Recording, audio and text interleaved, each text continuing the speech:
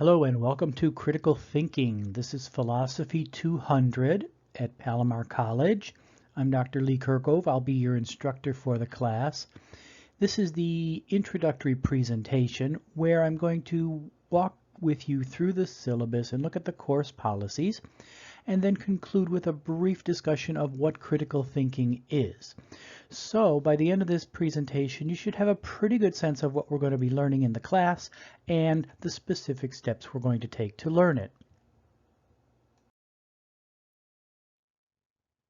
So I've been teaching at Palomar College since 1997, and I was actually a student at Palomar College in 1981. So I have a long connection with Palomar and its students. And I thought I would include this picture of me since you're not going to be seeing much of me in this class, just in case we run into each other some glorious day in the future when we can actually go on the college campus again. Well, the first thing we're going to talk about is the syllabus. Now, in this presentation, I'm going to go over a kind of a generalized version of the syllabus and talk about the nature of the class and the assignment descriptions, more specific information about specific due dates and deadlines, and assignment descriptions in depth will be found in Canvas within the various modules as we work our way through the class. So if you're looking for a specific due date, the place to go is the module for your specific class, where you can find the syllabus, which has a long list of all the assignments and such, and the specific information. All right, so we know this is Critical Thinking, Philosophy 200, a very important course. It satisfies a critical thinking transfer requirement, and many students take this class. And you know who I am. As I said before, I'm Lee Kirkove, and my email address is lkirkove@palomar.edu. That is by far the most efficient way to reach me. I do have a phone extension, but I rarely check it, and if you do leave a message on my phone, it just gets turned into an email anyway and gets sent to me. So I recommend contacting me via email, and that way we also have a record of our conversations as well. And I'm very efficient at checking emails. I do this several times a day, so you won't have to wait very long, presumably, for a response from me. And so I recommend that you do that. So now let's go through the basic idea of the course, what we're going to be covering, look a little bit about at the nature of the class and how the material is going to be delivered, and we'll talk about some of the assignments in more of a general sense, and then get into the nature of critical thinking, what we're actually going to be doing in this class. So let's talk a little bit about what we're going to be doing in this class. The purpose of this class is to provide students the conceptual tools and techniques required to develop their abilities as critical thinkers. That is phrased in a very specific way because what I want to emphasize is that everybody already has some skills as a critical thinker, and so what we're trying to do in this class is sharpen those skills so we get better at what we can already do to a greater or lesser extent. Why would we want to do that? Well, the central presupposition of this course is that critical thinking is a skill that anyone can develop in a systematic way through effort and practice. And that's another theme that I like to develop, and it complements the first one, which is critical thinking is not necessarily a gift that some people have and some people don't.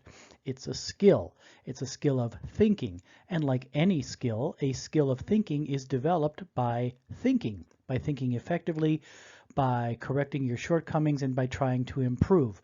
And so if you think about it that way, this becomes just another skills-based class that you can successfully improve at with a little bit of practice and a little bit of dedicated effort. Why would you want to do that? Well, motivating this effort and practice is the idea that full participation in a democratic society requires citizens willing and able to evaluate, critique, and effectively create persuasive arguments. We live in a world where we are constantly encountering arguments trying to persuade us to act, choose, buy, vote, believe in a certain way, especially in an election year. And for this reason, this course focuses attention on the arguments that you will be encountering every day in all of your interactions with other people, with the media, with society, in media, advertising, political discourse, and interpersonal communication. And our goal is to develop sensitivity to the logical and rhetorical power of language, and by extension to advance our critical reasoning skills. So that's our job in this course in the most general sense of the word. And I do take this very seriously. For me, this is not just a graduation requirement. This is a human requirement of citizens in a democratic society. Since we are in charge, we have to be able to evaluate policies. We have to be able to effectively select candidates. We are actively involved in the daily running of our society. At least ideally, that's how it should be. And this idea is summarized by this quote from Thomas Jefferson. In a republican nation, whose citizens are to be led by reason and persuasion, and not by force, the art of reasoning becomes of the first importance.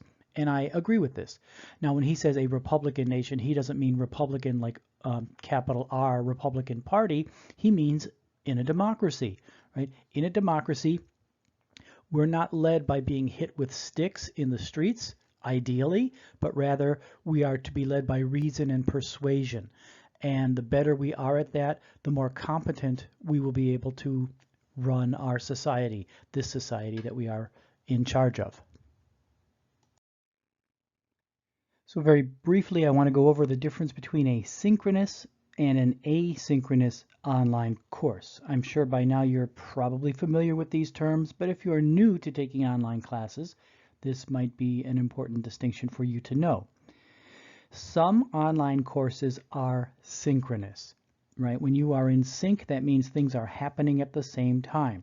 And in a synchronous online course, you actually have a course time where you have to show up like Tuesday, Thursday at 11 o'clock, and then the class takes place. It takes place online, but it takes place at a specific moment in time that is regularly scheduled.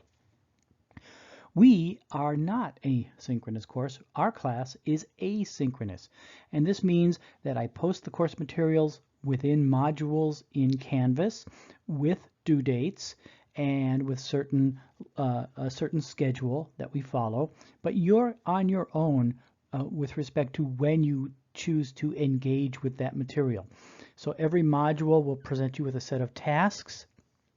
Your job is to complete those tasks within a certain period of time, and you can do that anytime you want. You could do it at 3 in the morning or at 6 o'clock at night. It really doesn't matter, provided you get your work done.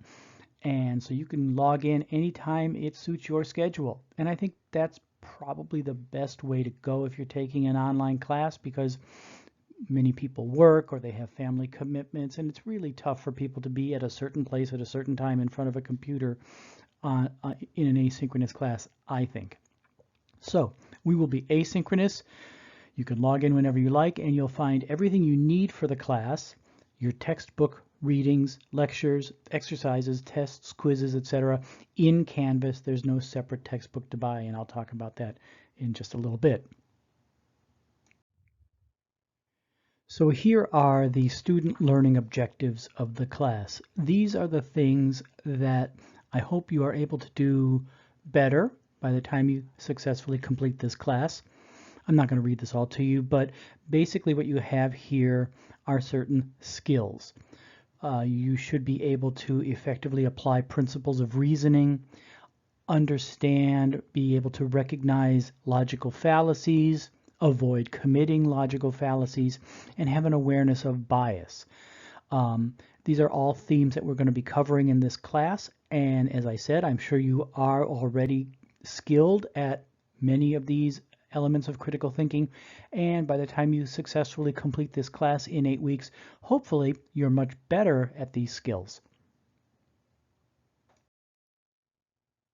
So a few years ago, I wrote a textbook with Jim Martin, who used to teach at Palomar. He has since retired, and what I've done is, instead of asking you to get this textbook, rather I've kind of chopped it up and inserted the readings into Canvas at the relevant moments.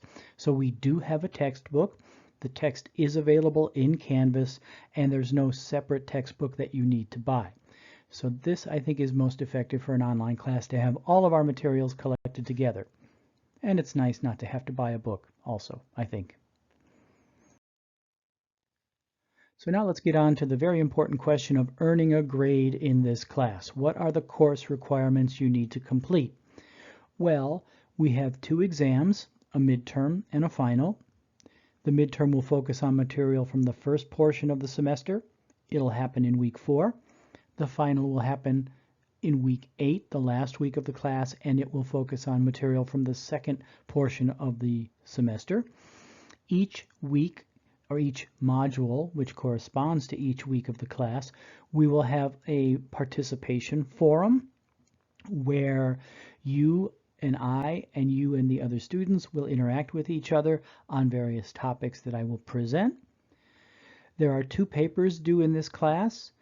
This is a writing intensive class, and so we will be working on applying our skills of critical thinking and argumentation and develop those in the form of written papers, argumentative papers. And along the way, we'll have a few quizzes. We will have 6 quizzes on the various topics that we are covering as we work our way through the module. So the important thing to know is that at this point, it is possible to earn 500 points in the class. Now in the next slide, I'll go over the grade scale with you, and you'll see how that 500 points is broken up into the various grade levels that you can earn. All right, so here's the grade scale for the class, and it isn't really very sophisticated. It's a very straightforward grade scale, 500 points, and each grade level is a 10% difference. So the top 10% or the top 50 points, that earns you an A. The second 50 points in that range earns you a B, and so on. In order to pass the class and transfer this class as satisfying the critical thinking requirements for Cal State, for example, you need a C or better. So you want to aim for 348 points or more, and that will take care of whatever graduation and transfer requirements you're going to need. Obviously, of course, I want everyone to get an A, and so I will do my best to help you. And if you do the class and all the work that's required, that is not out of the realm of possibility. All right, so let's talk a little bit in more detail about the course requirements. These comments will be quite at a general level, and more specific assignment descriptions will be found where each of these assignments is found in the modules. So we have 2 tests during the semester, a midterm and a final. The midterm covers material from the first half.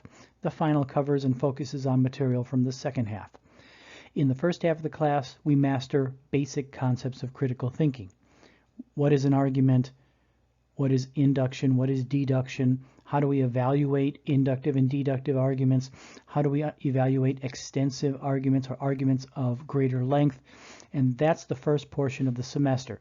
The second portion of the semester focuses on applications, and we're going to look at dilemmas, a form of argument known as reductio ad absurdum, statistics, bias and pseudoscience, and informal logical fallacies. And the final, which will take place in December, will cover and focus on that material from the latter portion of the semester. The exams will be open book. You'll have more than one opportunity to try to take the exam, and your highest score will be the one that is recorded. Each exam is worth 100 points, so that's 200 points possible. So we have 6 quizzes. When we don't have an exam, we will have a quiz. So each of the 8 weeks will either have a quiz or an exam. There are 6 quizzes during the semester, and each quiz focuses on the material for that particular module. And the quizzes are pretty basic. You will have multiple attempts to take those as well, and they help you to see if you are understanding the material as we are proceeding through the class. So that will be a significant portion of your grade, and the quizzes are worth 20 points each, so 6 times 20, that's 120 points.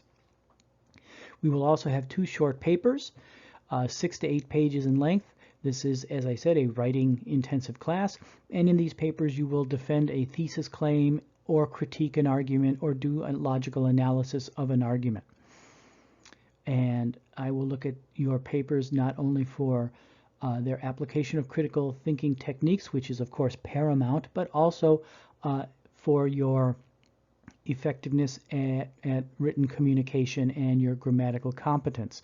I will give you a rubric that will guide you through what's required for these assignments, and we will talk about these in more detail in a week or two when they become more relevant.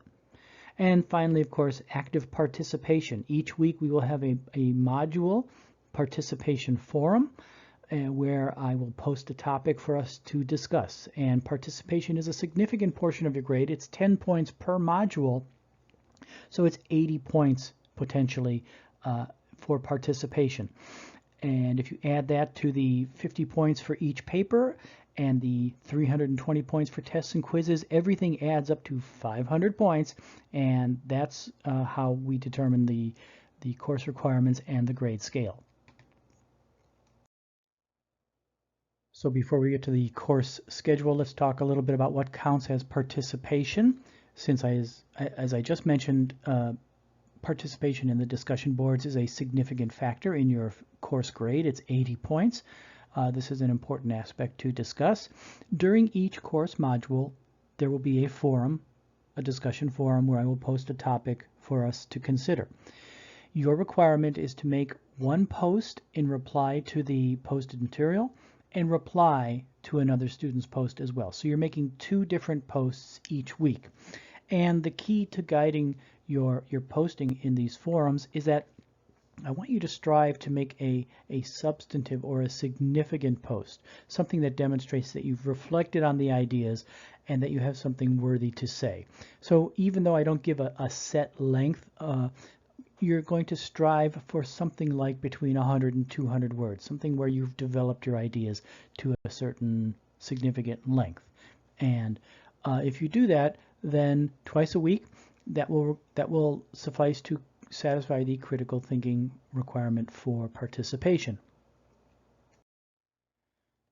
So with respect to participation, you're going to strive to make posts that are substantive and thoughtful, of approximately 100 to 200 words, responding to the discussion topics or to your fellow students. You can make posts like, hey, that's a good point, or I really like what you said there, and leave it at that. But keep in mind, that doesn't count as substantive for the purposes of satisfying the participation requirement. It's a nice thing to do, and it can make people feel good if you like their ideas. There's nothing wrong with that, but keep in mind the actual participation component requires substantive and more developed posts, okay? And I will be monitoring and participating in the forums as well, and I will be looking for things like inappropriate language or personal attacks or confrontational discourse, things that have no place in this class at all. And those are the kinds of things that are covered in the Student Code of Conduct, and you can find a link to that in the syllabus. So that's about it for the syllabus. I'd like to conclude this brief presentation with a short description of what we're going to be doing in this class.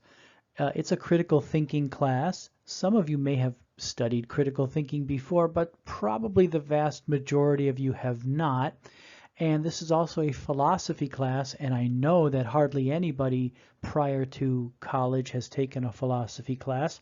So you may want to know what to expect and what we're going to be doing in this class. So I'm going to discuss a little bit with you the nature of critical thinking in kind of a general sense, and that will conclude our introduction, and then we can move on to our first major topic, which will be the question about what is an argument, and that will be in the subsequent presentation.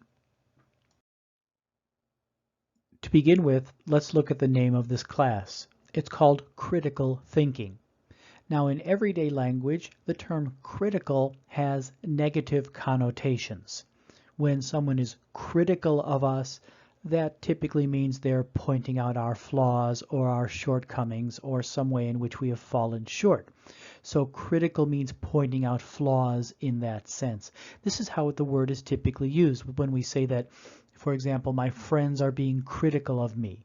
That means that they're pointing out my shortcomings. But in the context of critical thinking, the term critical means something positive. It implies the ability to discriminate, the ability to weigh argumentation and to make sound judgments. And an analogy I often make is to the task of a film critic or a food critic, or let's say an art critic, for example. The job of an art critic or a food critic is not to point out flaws, or at least it's not just to point out flaws in a work of art or in a work of food. It's to evaluate that work of art or that dish or that film and to say, here are its merits, here are its flaws, and to weigh the quality of that work of art or that dish or whatever. So a art critic or a food critic, if they're a good critic, can not only determine which works are good and which works are bad, but perhaps even more importantly, they can say why. They can say why because they have standards of evaluation. They don't simply say every film is great or every film is terrible. That would probably be the worst film critic in history, and no one would pay attention to that person. Rather, we want someone to be able to say, you should see this film, here's why. You should not see this film, here's why. They have standards of evaluation that we can appreciate and use to make up our own minds. So that's what we want to do, but the thing that we are going to be critical of is not film or art or food, but arguments. Which arguments are good ones? Which ones should we accept if we're reasonable and open-minded? And which ones are bad arguments? Which ones should we reject? It's not a matter of feeling, it's a matter of having standards of evaluation if we want to be critical thinkers. And we should want to be critical thinkers because being an uncritical thinker is really not a very good thing to be. Being uncritical means you have no standards of evaluation. If you have no standards of evaluation, how do you form your thoughts? How do you know what to accept? How do you know when an argument is a good one or a bad one? And the answer is you don't. You're acting in a kind of an arbitrary, unprincipled way in your thinking, and those kinds of people tend to be described by terms such as gullible, stubborn, cynical, but they're not described as critical. They're not described as reasonable people. It's not a good thing to be uncritical. Uncritical means you have no standards, and our job is to think, but to think with standards that allow us to evaluate arguments to determine which are good and which are bad. Critical thinking is not just one thing. It's a set of cognitive skills. A lot of these cognitive skills involve learning certain principles of logic and applying them to everyday situations and everyday arguments. That's the logical reasoning component. But you can't just be logical. If you don't have any knowledge, then you could be as logical as you want, but you're still not going to reach sound conclusions because you don't have a database that you can use to ground your logical reasoning. So critical thinking involves reasoning using principles, having a knowledge base, but it also involves insight into people's psychological character and the motives that people have for making an argument. The biases that people might have. Whether these biases are conscious or unconscious, they are almost always present, and they're present in ourselves as well, as we'll see when we talk about perceptual biases and cognitive biases. And we also have to be aware of those so they don't influence our thinking in a negative way.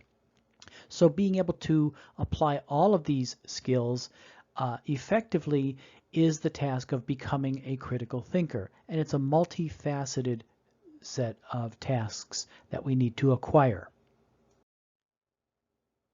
And so I'd like to conclude with some good news and some better news.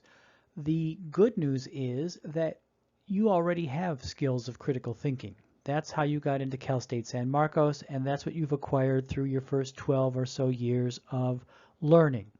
So our job is not to start from scratch. Our job is to take what you already have and make it better. That's the good news. The better news is that this is something that everyone can do because critical thinking is a skill. And I really want to emphasize that point. Being able to think critically is not a gift. It's not something that people are born with. Some people are born with certain gifts. There are people who are spectacularly talented with regard to music. There are people who are spectacularly talented with regard to learning. We see stories sometimes in the news about 13-year-olds going to medical school. And that's all great. They're gifted. But critical thinking doesn't require that. Critical thinking is a skill, and it's like any other skill. You're not born knowing how to do it. You're not born knowing how to speak any particular language. You're not born with any particular athletic ability or any other kind of musical ability or skill. You acquire them through practice, and that's the point. The more you practice, the more you do the exercises in this class, the more you attempt to understand the lectures and apply them to the exercises that we're learning, the more steps you will therefore take towards acquiring the skills of being a critical thinker. And if you do that diligently, by the end of the semester, you should be able to do all those things that are listed under the course objectives that we talked about at the beginning of this presentation. You'll be able to do them to a much greater extent that you can do them already. So that's the even better news. So there's good news and then there's better news. So that's all I really wanted to say about critical thinking at the outset. The nuts and bolts will be acquired starting with the next presentation, which I'll talk about in the final slide of this discussion. So the second major topic of this introductory module is a very fundamental topic. It's the topic, what is an argument? As I mentioned, a lot of critical thinking is the application of logic. Well, logic is the science of argumentation. It gives us the conceptual tools we need to evaluate arguments and discriminate or judge which ones are good and which ones are bad. So in the presentation on what is an argument, we're going to first learn the component parts of an argument, premises and conclusions. We're going to learn how to identify the premises of an argument and the conclusion of an argument effectively. And then once we've got that topic mastered, we can move on to the subsequent skills of argument classification and evaluation that we'll be taking on in the subsequent modules. So we go in baby steps and we acquire the skills that we need as a critical thinker in stages. So step 1, master the basic concepts of what constitutes an argument, and that will be the next presentation in this module. So I will see you there. Thanks for your time.